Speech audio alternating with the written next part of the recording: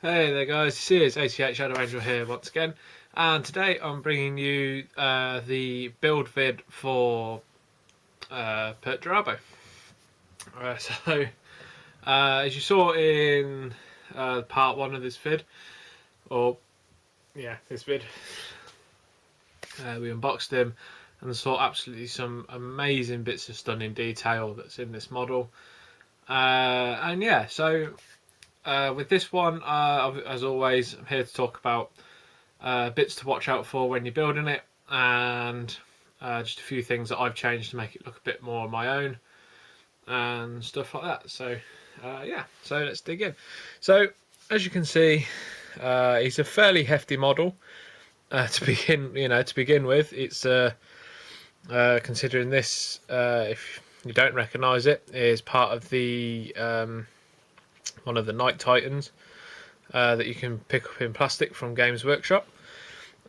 This is the cab part, so you got your pilot in here, and then the shoulder pad as well. So just to give some kind of scale, if you know how tall this thing is, and I have looked at this, and this is the same size as what you'd find on the plastic model, so it hasn't been scaled down to make him look bigger or anything like that. It is a genuine cab part of a Night Titan, so it's a fair size. Now, most noticeably, you can see I've reposed the hammer. So I've taken his hand off, and then obviously fitted it together, and then just embedded it in the pilot. Because I wanted to make it look like he's brought this thing down, and to finish it off, he's just walked up and slammed the hammer straight into the pilot just to finish him off. So that I'm going to kind of gore up a bit when it's painted, and also brings the eye to something else while the model will be spinning. Just because personally I don't think Perturabo really needs the hammer to be held, considering his armour makes him, just think, strength 10 anyway. He just loses the concussive for whatever purpose that is nowadays. So all in all, there are some fairly fiddly bits I found with this. Namely, where is it? It's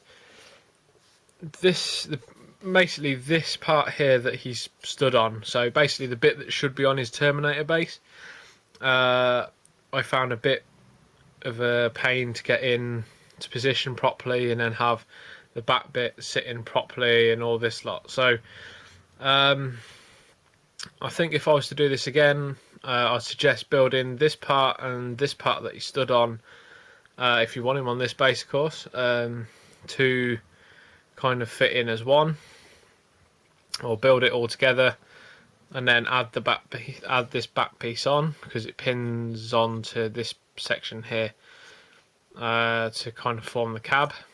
As I said before, the smaller base is in there.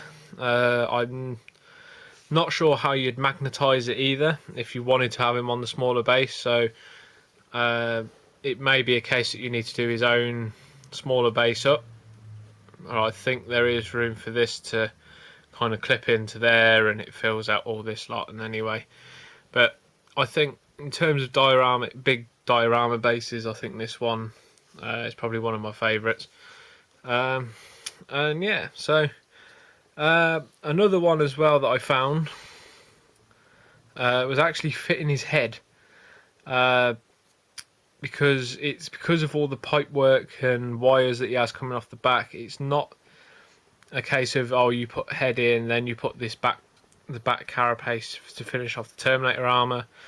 It's a case of you have to fit the head in, then slightly tilt it forward to then fit the back piece on, and then where the pipes are meant to go in aligned slots on the back cab, they all fit together then.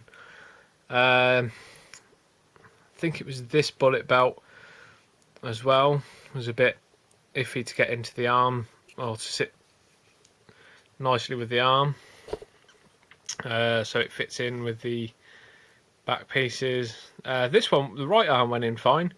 I think it was just the left one because it's where it's kind of pointing away. So yeah, it could just be me cack-handing it, but either way, it sits in really nicely once you find that sweet spot, and it goes. But yeah, but all in all, it was a fairly good build. There's not a lot wrong, I can put to it or say about it or anything like that. The one thing I will say is the gun bottoms have to be really well shaven down and make sure you get all the flash off, otherwise they won't fit at all. So make sure that it is just the 2 pegs on the underside of the guns, just so they fit into his gauntlets and everything. But yeah, like I say, apart from that, it's a beautiful model to build, and obviously once you finish it and you get through all that, you come out with this absolutely stunning bit of work, and I really can't wait to get to painting it. I really can't. It's Forge World have once again given me obviously given us a Primarch, and it's one that's kind of got me excited to paint and to see what he does. It looks like all painted and finished up. Because I don't want to go like flat silvers with this. So I'm going to try something I've not done before, which is to kind of build a silver up, but still kind of maintain like a grubby looking silver. Same with the gold as well. And also hazard stripes. I've never actually painted hazard stripes before, so considering how many there are on Perturabo, so you have them all down this side, well, these bits here on each gauntlet, leg piece on both legs. He has them down that shoulder pad as well, and I think there's a couple others that I'm missing out there as well, but I'll find them out later. But there you go, guys. So fairly quickish vid. Well, it's not a fairly quickish vid, but still. So yeah, so let me hear what you think and everything else. I'm not sure what the next vid will be. It'll either be the new version of the red tutorial, or how to paint red armor tutorial. So keep an eye out for that.